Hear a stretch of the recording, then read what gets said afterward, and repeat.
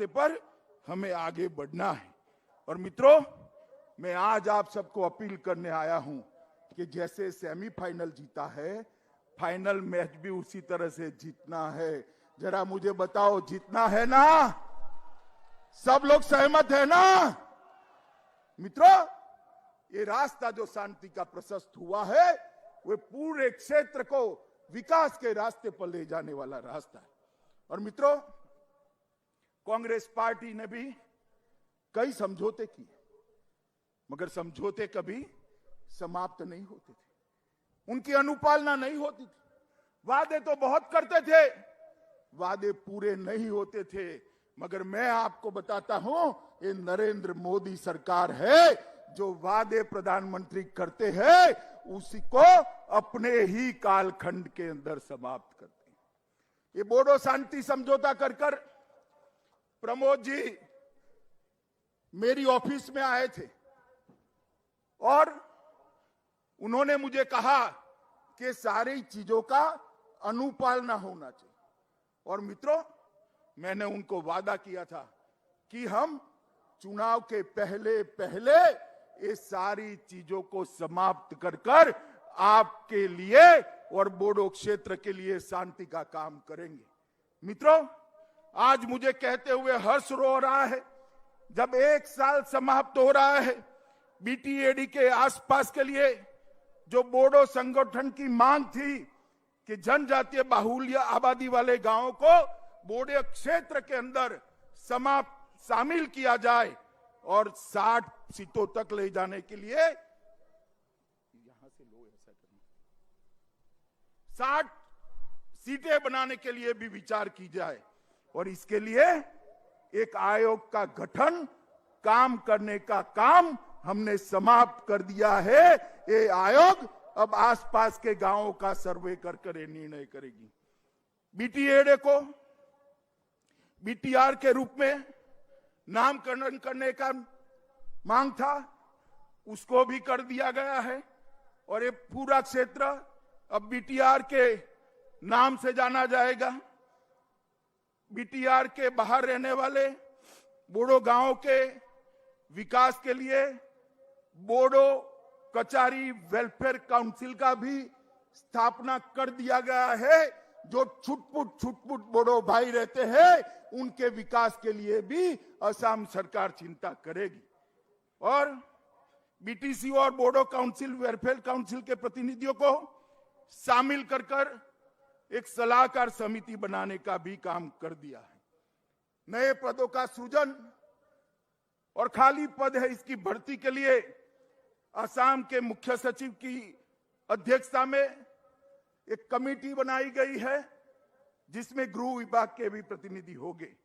और मित्रों, सबसे बड़ी बात है कि आत्मसमर्पण करने वाले सभी शरणार्थियों को 4 लाख रुपए की जो सहाय देनी थी, आज आपके सामने भी उसका चेक देने की शुरुआत भी ये भारतीय जनता पार्टी की सरकार ने करी है। बोडो भाषा को सम्मान देने का हमने वादा किया था। असम के मुख्यमंत्री और हेमंत विश्व शर्मा बैठे हैं। असम सरकार ने राज्य की सह राजभाषा का दर्जा बोडो लैंग्वेज को देकर आज वर्षों पुरानी मांग समाप्त कर दी है। बोडो मीडियम के स्कूल खोलने के लिए भी अलग डायरेक्टरेट स्थापना करने का काम शुरू कर दिया गया है और डायरेक्टरेट को, निर्देशालय को स्थापित भी कर दिया गया है। असम सरकार उदुलगड़ी, बक्सा और चिरांग में 3 मॉडल डिग्री कॉलेजों की भी स्थापना कर रही है। हमारा एक और वादा हमने पूरा कर दिया है। बोडोफा उपेंद्रनाथ ब्रह्मा के नाम पर उत्कृष्ट सांस्कृतिक परिसर, इसकी स्थापना की भी प्रक्रिया हो गई है। चुनाव के पहले पहले इसकी स्थापना को भी हम परिपत्रित कर उपेंद्रनाथ ब्रह्मा को श्रद्धांजलि देने का काम करेंगे। मुझे एक घोषणा करते हुए बहुत आनंद हो रहा है मित्रों कि 500 करोड़ रुपए सिर्फ बोडो क्षेत्र के रोड नेटवर्क के लिए आवंटित किए गए हैं और ये रोड का जाला समग्र बोडो क्षेत्र को विकास के रास्ते पर ले जाएगा। मित्रों, बोडो समझौते में 5,000 करोड़ का जो पैकेज निर्धारित किया गया था, इसमें सारी मांग होने के बाद ऊपर मैंने जो गिना है उसके अलावे 750 करोड़ रुपया और उसकी 65 योजनाओं को हमने चालू कर दिया है और उसमें से 570 करोड़ रुपया अलग से आवंटन भी हो चुका है। मित्रों, मैं यहां पर आज वादा करने आया हूं कि बोडो जनजाति के हर अधिकार को, बोडो संस्कृति को, बोडो भाषा को हम सुरक्षित रखेंगे, इसका संरक्षण भी करेंगे, इसका संवर्धन भी करेंगे और उसको आगे भी बढ़ाएंगे। क्योंकि नरेंद्र मोदी सरकार मानती है, इस देश के प्रधानमंत्री मानते हैं कि सबका साथ, सबका विकास और सबका विश्वास यही एक मंत्र है जो भारत को आत्मनिर्भर बना सकता है। और प्रधानमंत्री जी का सीधा ध्यान है बोडो समझौते का अमल कैसे हो रहा है।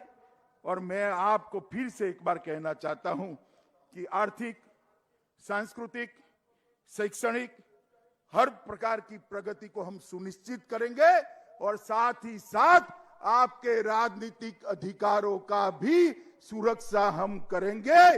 उचित स्थान बोडोलैंड के हमारे प्रतिनिधियों को असम सरकार के अंदर भी मिलेगा। मित्रों, असम के अंदर 2014 में भारतीय जनता पार्टी की सरकार बनी और उसके साथ ही शांति, विकास और रोजगारी के एक नए युग की शुरुआत हुई। असम के अंदर सालों से अलग अलग नाम से युवाओं को गुमराह किया जाता था। कभी संस्कृति की बात करते थे, कभी भाषा की बात। कुछ नहीं होने वाला। असम की संस्कृति और भाषा को आपसे ज्यादा सुरक्षित करने का काम भारतीय जनता पार्टी करेगी। इसका ठेका किसी एक पार्टी का नहीं। और ये कांग्रेस पार्टी सालों तक असम को रक्त रंजित करती रही और अलग अलग प्रकार के आंदोलन करती रही। मैं पूछना चाहता हूं, अगर ये आंदोलन न हुए होते तो आज हमारा असम कहां पहुंचा? सर्बानंद जी को मुख्यमंत्री बनाया, हेमंत जी सीनियर मंत्री बने। आज 5 साल में जो 70 साल में विकास नहीं हुआ था, वो विकास आसाम का हुआ है और ये शांति प्रक्रिया के लिए है। आज भी मैं कहना चाहता हूं कि आसामी, नॉन आसामी, बोडो, नॉन बोडो, ये झगड़े खड़े करने वाले लोगों को पहचान लीजिए। ये हमारे विकास के लिए नहीं कर रहे हैं, राजनीतिक रोटियां सेकने के लिए कर रहे हैं। और समय आ गया है कि आसाम की जनता को ऐसे लोगों को सबक सिखाने का। मित्रों, कल ही प्रधानमंत्री आए थे। लगभग 106 लाख, 1.06 लाख, 1,06,000 जमीन के पट्टों का वितरण किया। हमारे प्रमोद जी ने भी यहां पर वो पट्टों का वितरण किया। और मित्रों, जिस प्रकार से कोविड महामारी का असम सरकार ने सामना किया है, मैं हृदय से मुख्यमंत्री सर्बानंद सोनोवाल और स्वास्थ्य मंत्री हेमंत विश्व शर्मा को बहुत बहुत बधाई देना चाहता हूं कि इस विकट लड़ाई को बहुत अच्छे तरीके से दोनों ने नेतृत्व किया है।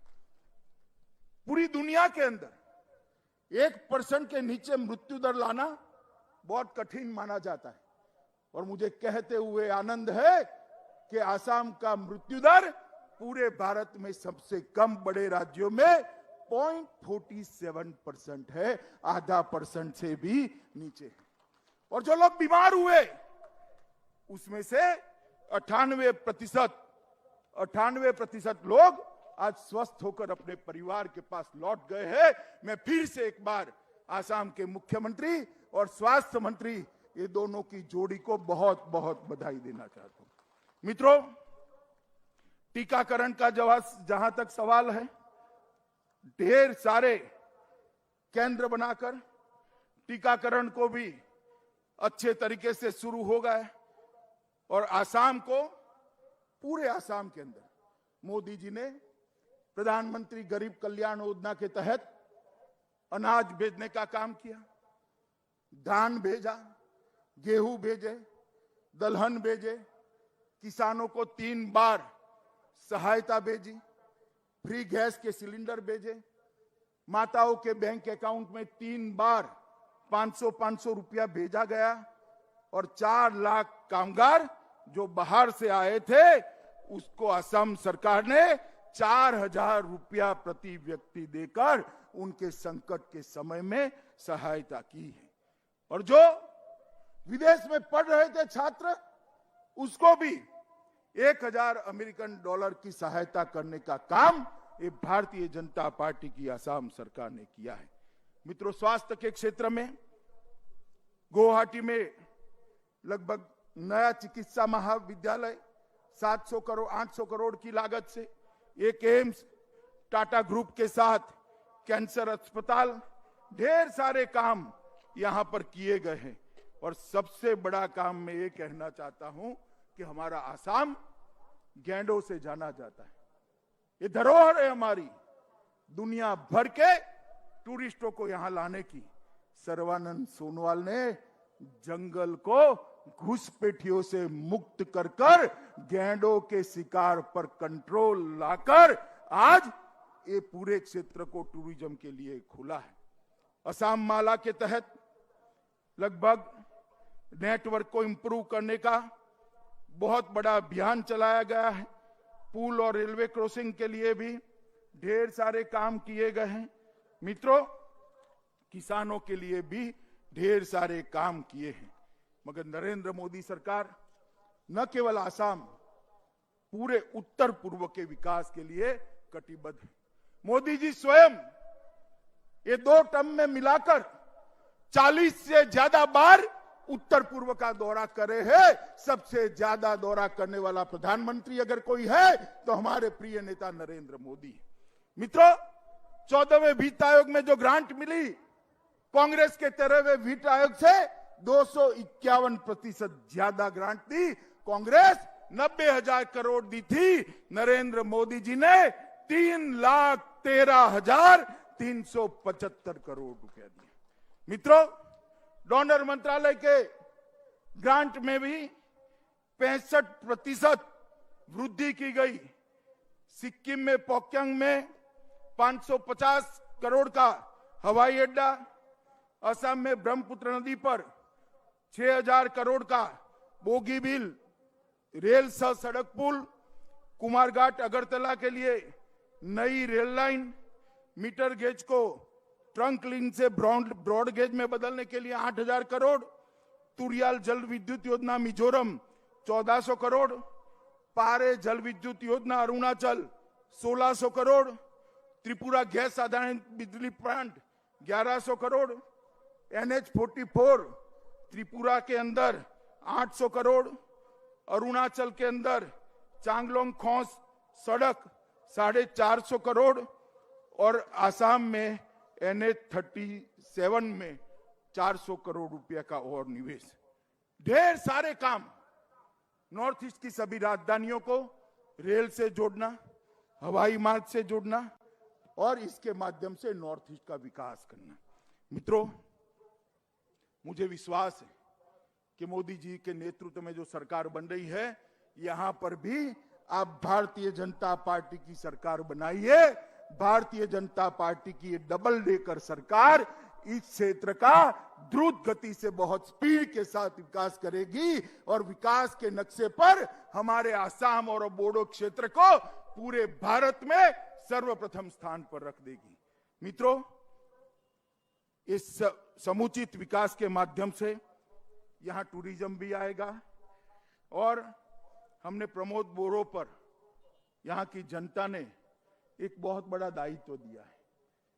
मैं बोडो जी को कहना चाहता हूं कि आप जरा भी चिंता मत करिए। राज्य सरकार और केंद्र सरकार इस क्षेत्र के विकास के लिए आपके पीछे चट्टान की तरह खड़ी है। आप आगे बढ़िए और शांति के युग की जो शुरुआत हुई है, इसको अगले चरण में ले जाने का काम करिए। और मित्रों, मैं फिर से एक बार कहता हूं, भ्रष्टाचार मुक्त, घूसपैठिए मुक्त, आतंकवाद से मुक्त और प्रदूषण से मुक्त असम अगर बनाना है तो मोदी जी के नेतृत्व में भारतीय जनता पार्टी भी बना सकती है।